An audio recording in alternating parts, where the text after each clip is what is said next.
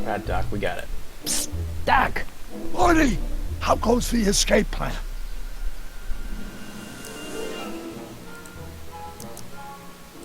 Guess who I bumped into at the soup kitchen? My grandfather. No!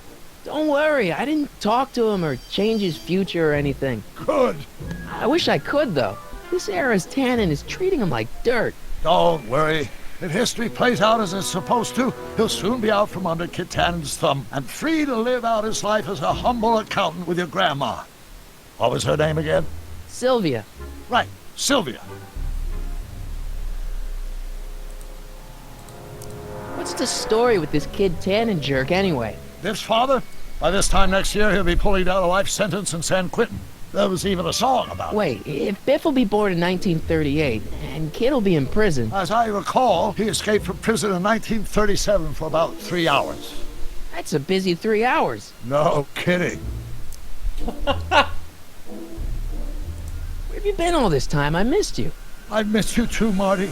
But I thought it was important to let you live your own life for a while, free from the insanity of time travel. I gotta admit, it was nice to not have my family history blowing up in my face for a few months. Besides, I've been busy raising my own unpredictable teenagers. So how are Clara and the kids? They're fine, fine. Right now we're trying to decide where to send Jules and Vern to college. Clara prefers the 2020s, but I'm partial to the 1960s. We're planning on visiting you and Jennifer in 2011 soon. Me and Jennifer? In 2011? Oh, forget I said anything. Where'd the DeLorean come from? The last time I saw it had been smashed to pieces by a train. It's a fantastic story. Do you remember when the DeLorean got struck by lightning in 1955? Yeah? Unbeknownst to either of us, the lightning produced a temporal duplicate of the time machine, one that was tossed 70 years into the future. What? I found out about it during a trip to 2025 and recovered it just in time to stop Griff Tannen from vandalizing the time stream. Heavy. So that DeLorean... It's for all intents and purposes the exact same machine as the original. Plus or minus little bells and whistles I've added over the years, of course. So, what were you doing in 1931 anyway? Oh, nothing terribly exciting. Indulging in a little personal nostalgia, picking up a few rare out-of-print books to surprise Clara on her birthday, solving a historical mystery or two. The usual. The usual? You lead a pretty unusual life, Doc. It's an unusual universe, Marty. So, Doc, does this ring a bell? Oh, think, Emmett, think. H to the A multiplied by the inverse of A. H to the A multiplied by the inverse of A. Good grief! Is that me? I sound so... Young? I was gonna say intense. I forgot how wound up I used to get. Yeah, but what are you muttering about? Oh, that's easy. It's Ivanov's conundrum. Just tell my younger self that H equals the Hamiltonian operator.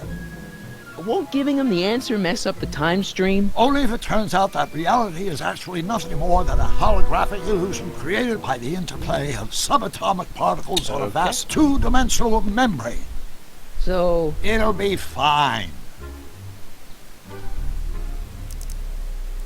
I hate to tell you, Doc, but your last time departed display is on the fritz. It is? So how did you find me? I found one of Edna Strickland's shoes in the DeLorean. How did one of her shoes get in the DeLorean? Einstein took it from her. He did? How strange. Heidi almost never attacks people. Not without a good reason, anyway. Almost never. What was H again? The Hamiltonian operator. Got it.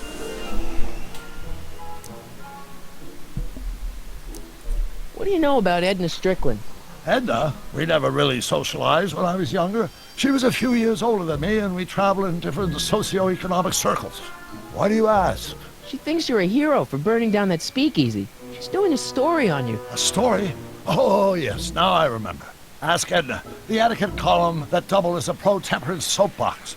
She believed that the consumption of alcohol would inevitably lead to a complete societal breakdown.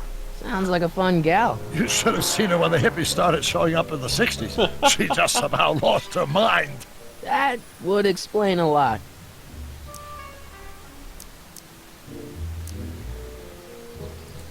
know this really isn't the right time or place, but I found your notebook. Ah, so that's where I left it. Why'd you bring it here? Because the bank's selling off all your stuff. They can't do that. That's what I keep trying to tell them. You hold on to it for safekeeping. We'll deal with my financial situation in 1986 after we save me from a grisly death in 1931. Thanks, Doc. Hang in there, Doc. Not the best choice of words, Marty. Alright, guys, that's it for today's Let's Play.